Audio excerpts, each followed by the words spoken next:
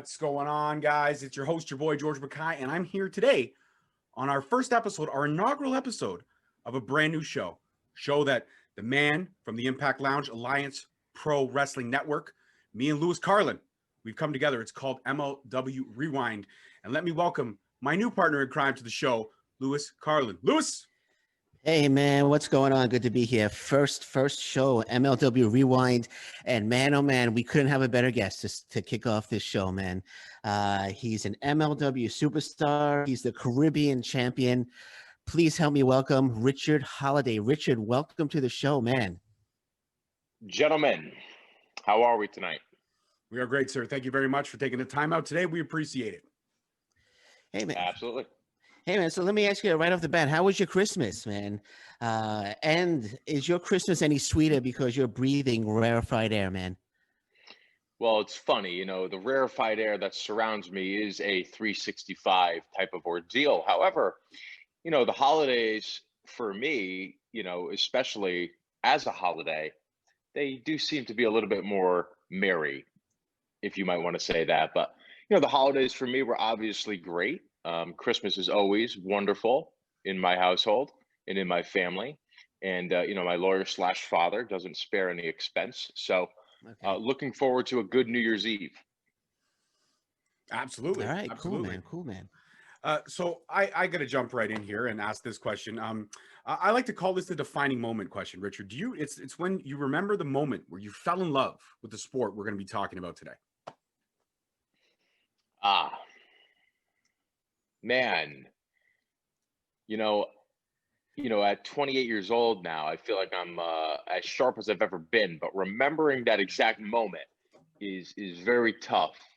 I'd probably have to say it was maybe when I was around maybe 6 years old, and I was born in New Haven, Connecticut, and there used to be the New Haven Coliseum that used to be there. And whenever WWE would come into town, they would typically have Monday Night Raw there. And I do remember going and, seeing, I think it was The Undertaker putting Stone Cold on the cross and like hanging him up and like shooting him up the Titantron. I was like, oh man, this is what I want to do when I get older. Fantastic moment for sure.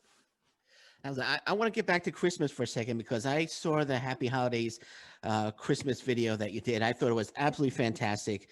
The perfect Richard Holiday video. My question to you is, do you think that video is destined to become a holiday classic?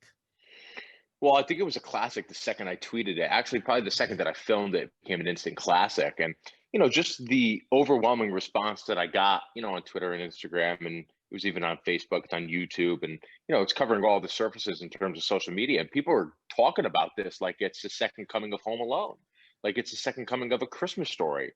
And I am a tad biased, openly admitted, but I have to say, I think it's better, right? Like, I think it is more easily consumable, more easily digestible. It is to the point. It spreads holiday cheer, and it is just really beautiful if you think about the message that is being told in that story. And I'd like to think that every consumer that watched that video was they had that Christmas spirit instilled in them. All right, cool, man. Cool. Great video. Absolutely loved it, man. The Dynasty. I got to ask this question, Richard. The Dynasty, it was a great faction. It was one of those, in my opinion, a timeless faction for sure. And a lot of times in this business, there's times when factions can be, re-energized, retold. Sometimes you add new members. Sometimes you bring back old members. Now, minus MJF, who's now being in AEW. Any chance of you and Hammerstone maybe reimagining Dynasty, maybe adding a possible new member if something like that were to come to fruition? Well, I went into recruitment mode, obviously, when Maxwell left us, and, his shoes are just too big to fill. And I went into recruitment mode, and, I brought in Gino. I wanted to do something where I targeted a different demographic. He obviously is of Latin American descent. So I figured, maybe we can target that demographic. And it worked for a little bit, but he just is not dynastic at all. I quite frankly don't like him one bit.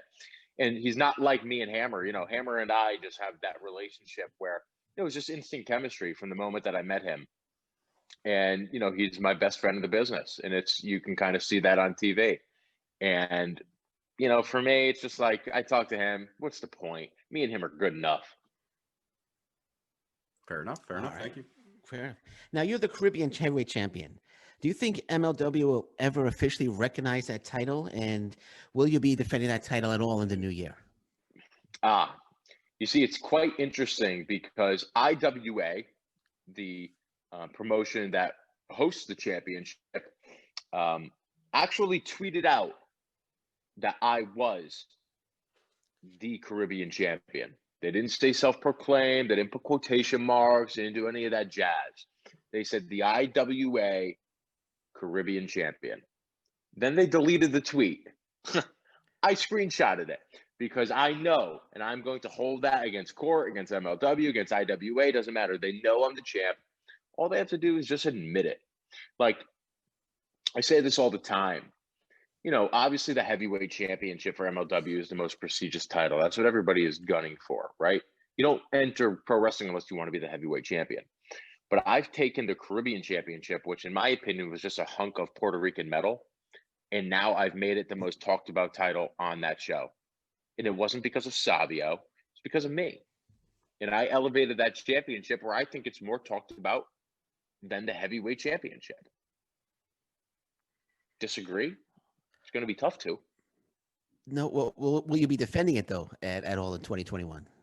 Yeah, I'll defend it to any and all comers. Whoever wants to come at me Okay. for the Caribbean championship. Okay. I am a fighting champion. True All right, champion. cool. Fair enough, man. Fair enough.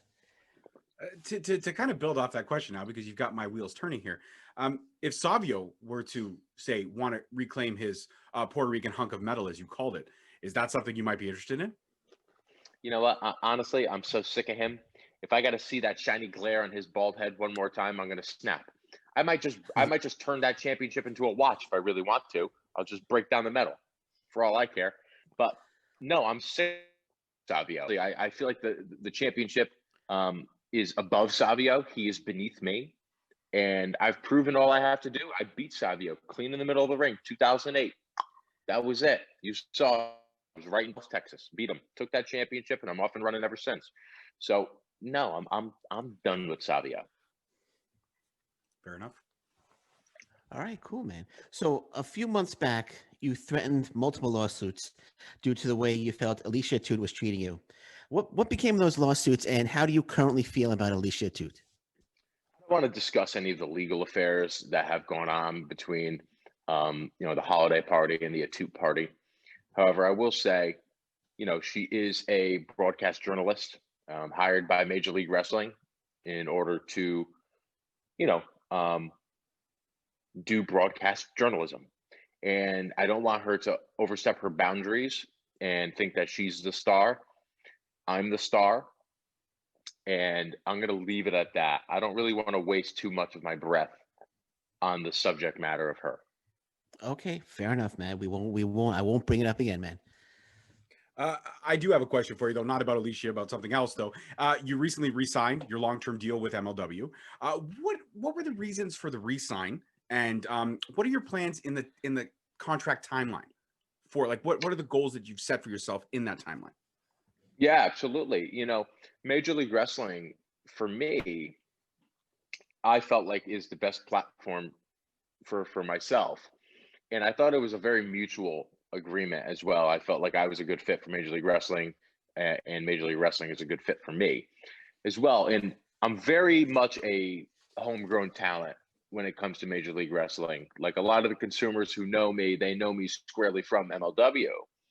And it's kind of been that come up story, right? It's that homegrown talent, right? It's kind of like when like I'm a Yankees fan, but it's not like when they brought in Mark Teixeira to win a World Series.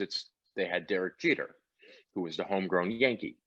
So I'm trying to be the Derek Jeter of Major League Wrestling.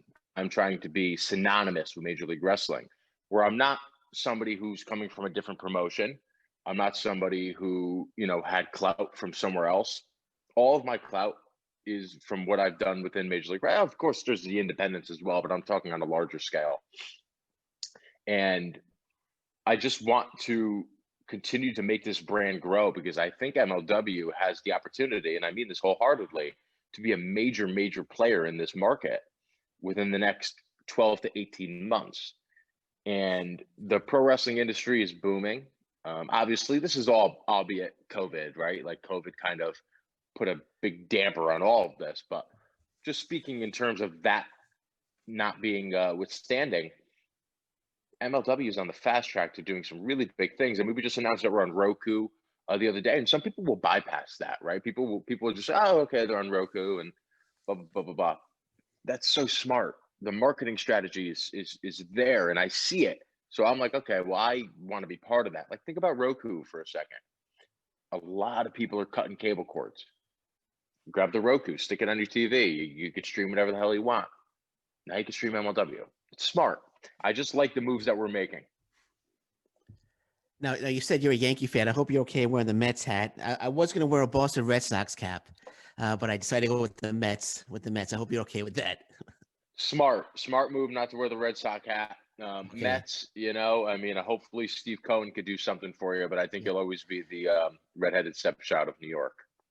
Okay, well, we'll see. We'll see what happens this year. Well, I'm a Red it's a little Sox fan. I hope that doesn't cloud your opinion of me. Nope, I haven't formulated an opinion of you yet. Fair enough. Go ahead, Lewis. Okay, Sorry. fair enough, man. No, it's okay, man. I was just a little disappointed because I had picked you to win the Opera Cup, and you were knocked out of it by Low Key. Were you disappointed that you lost the Opera Cup? I'm sure you are. And do you have any bad feelings towards Low Key? Absolutely. I mean, Low Key cheated, and it was as clear can be. All you have to do is rewind and go back to Low Key's entrance, right? Low Key smacked my AirPods. Right then and there, my whole game plan was thrown off, because now I'm thinking about the well-being of my AirPods. Now I'm thinking about those. How can I think about the Opera Cup after he just slapped that off the table? Nearly damaged what I am so prideful of. My AirPods. Touched my AirPods. Think about that for a second. That's like slapping somebody's wife. And that's what Low Key did right in front of me. And, I still put on a hellacious match. And really, what a performance. The consumers could not stop raving about this matchup. And I don't really care about that, but I'm just stating the facts. And if he had not touched my AirPods, there's no doubt about it, I would have beaten Filthy Tom Lawler in the finals. Tom knows it too. But my AirPods were touched, the whole match was tainted, and the night was thrown off. So, to me, it doesn't even count. Okay, man. Okay, cool. The MLW Heavyweight Championship, as you mentioned, that's the Mecca. Everybody shoots for that. Do you yourself have it in your sights, whether it's going up against Jacob Fatu as a champ or anyone else, depending on when that time may happen? Absolutely. I think the heavyweight championship would look quite good around my waist, or potentially over my shoulder. I haven't quite decided how I would wear the championship if and when I do win it. However, right now, Hammerstone is gunning for Jacob Fatu. He's going after that. And he's my dynasty bro. I'm not going to step on his toes or get in his way. Right now, I'm manifesting the Caribbean Championship into the upper echelon of championships in professional wrestling, which is, like I said, very impressive. So I do think I'm going to be, I know I'm going to be with MLW for quite some time. I think the heavyweight championship will cross my path at one point or another. Okay, man. Speaking of championships, you mentioned Hammerstone. Have you ever considered? I know you guys are bros and you guys are good friends. Ever think about the MLW Openweight title? No, I Okay. haven't. Because that would be me thinking about beating Hammerstone, and I don't want to beat Hammerstone. I want to elevate Hammerstone. I want to do whatever I can to make sure that Hammerstone is as big as a star as he can be. Because think about it. The bigger he is, the bigger the dynasty is. The bigger the dynasty is, the bigger I am. It all works hand in hand. One hand washes the other. So as long as he's the openweight champion, you won't see me going after that. Okay, cool, man. Fair enough. It's classy. It's very classy. I appreciate that. 2021 is, apparent. It's around the corner now. And you've mentioned that MLW is going to do, major things within the next 12 to 18 months, as you've stated earlier on in this interview. So in terms of that, what are the goals for you for this year? in MLW and outside MLW in terms of, you know, your other businesses, i.e., example, Dynastic Coffee? Yeah, I mean, I have a lot of things on the horizon. My brain is always moving. And, I tweeted out today, I'm thinking about starting my own clothing line because why not? I think that it would be uber successful. Within the confines of Major League Wrestling, like I said before, it's just to make my name synonymous with MLWs. When you think Major League Wrestling, you think Richard Holliday. I think a lot of people think that way as it is, but I want to make that sure and set it in stone so they know this is my house. This is the house that I built and Hammer, but this is the house that I built, of course. So there's so many different things that I want to do. With my marketing degree, I'm always thinking about the next move. What's the next big trend? Where can I make money next? And, like I said, I mean, possibly could be the closing line. That could be coming to fruition. Dynastic Coffee, that's in the works. There's just a lot moving. There's a lot thinking in this brain of mine. And sorry, inside MLW in terms of 2021, what are the goals you've set for yourself in MLW? Well, like I said, I mean, I think it's just to keep elevating the Caribbean Championship. Of course, I'm not going to be happy until IWA and MLW both let it be known that I am the recognized champion. I'd actually like to have a ceremony in the middle of the ring where that happens. Maybe I'll invite some consumer ninos from the Caribbean in order to celebrate this momentous occasion. I think that would be great. I want maybe me and Hammer go for the MLW Tag Team Championships. Maybe I cut 20 pounds and go for the middleweight championship. I'd probably have to cut more than 20 pounds, to be honest with you, but whatever the case may be, it's whatever I really want to do. When you're breathing rarefied air, honestly, you make your own calls.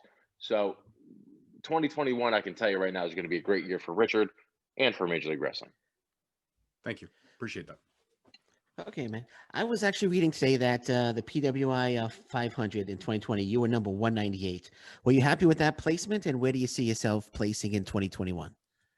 Never happy. At the end of the day, I did rank within that magazine another time in my life. I was like 420 something. I don't really remember the exact number. But to be recognized as a top 200 talent within professional wrestling, yeah, it's a bit of an honor, but of course I do anticipate that. Do I think I should be higher? Absolutely. I mean, look what I did within the confines of the scoring period. Quite a bit. So, it's great to say I'm a top 200 professional wrestler in the world. Fantastic. That's only good for MLW. That's good for my brand. It's good for everything.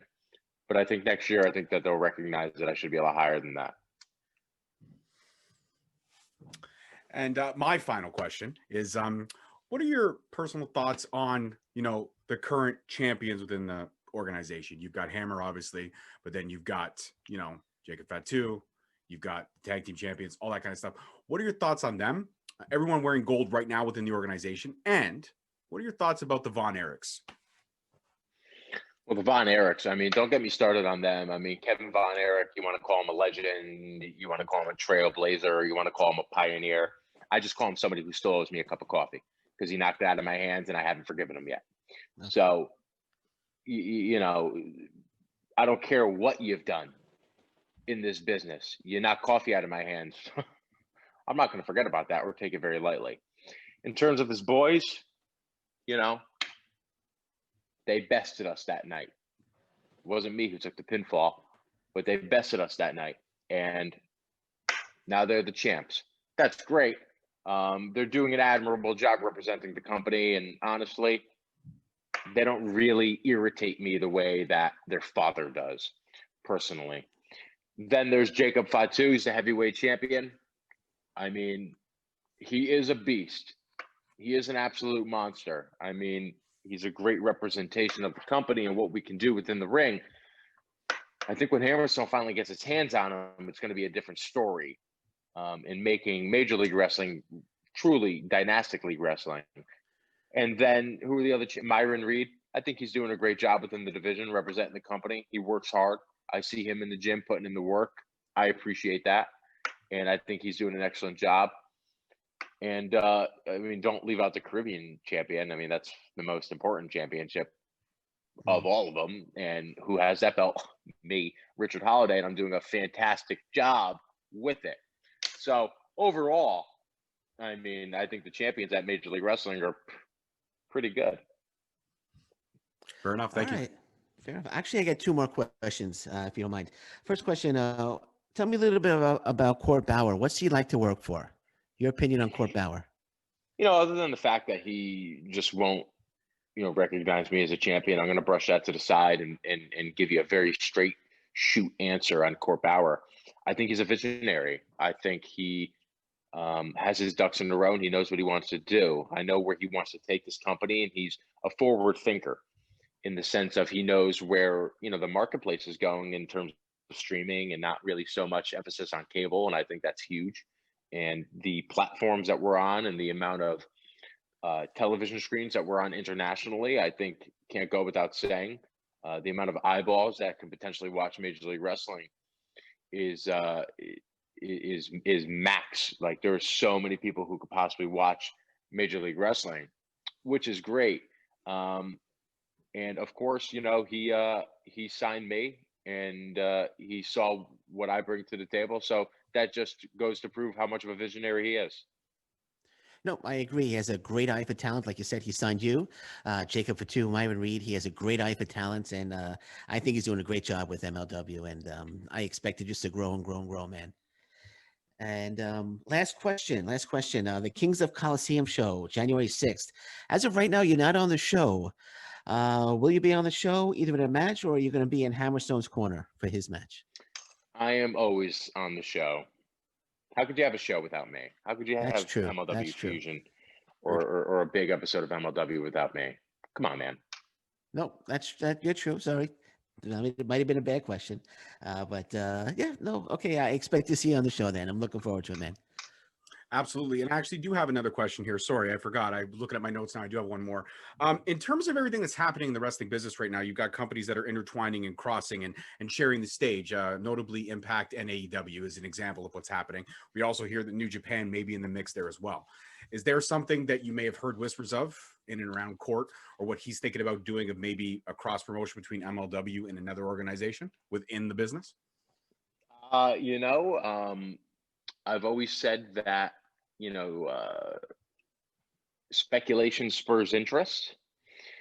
And I think some things are better left unsaid. I will say, just to kind of reiterate what I said before, that Court is a visionary. Court knows what he's doing within the marketplace. And I do think that there could be some potential partnerships with Major League Wrestling.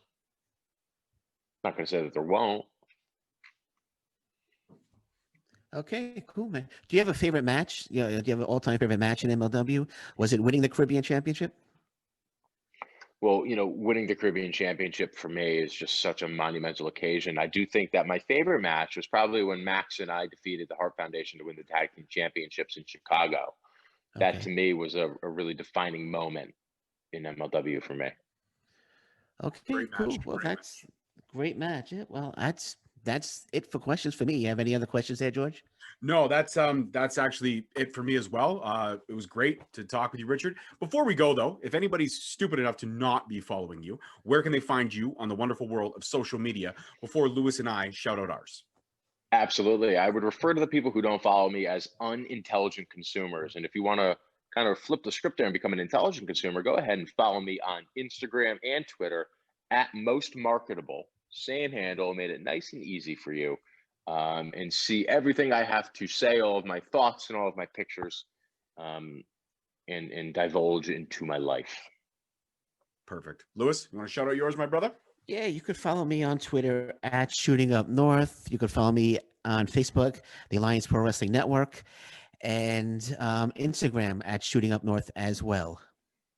Perfect. And as always, I'm a glutton for self-promotion. _ Straight Talk on Twitter, Straight Talk Wrestling on Instagram and on Facebook.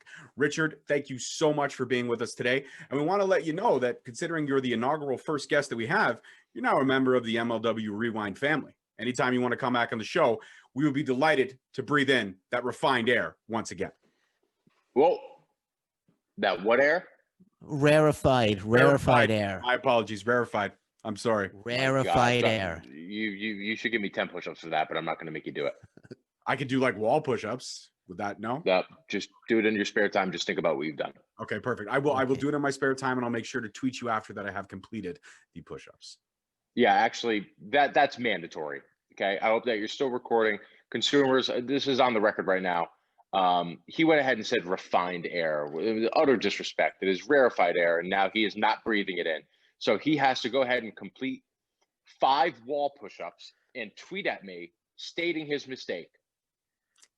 I will do that promptly after I finish recording. So yes, sir, I will take care of that 150%.